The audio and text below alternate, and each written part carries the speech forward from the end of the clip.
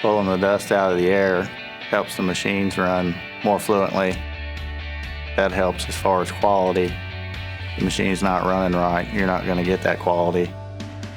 I work in dust collection maintenance. We come off of all our equipment here and we suck all bad dust, air, sand particles, metal and all that. We take them into a bike house system and filter them out, run it through a mixer, and it gets hauled out in semis. It is impacting the environment, helping it out, keeping people like me, everybody else from breathing in all the silica and all that.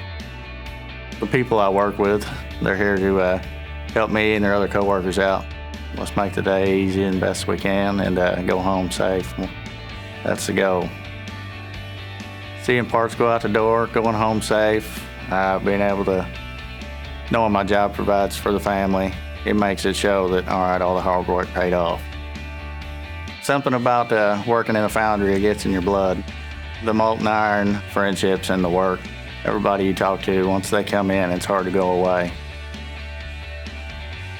I am Waupaca Foundry because Waupaca Foundry is the place for me.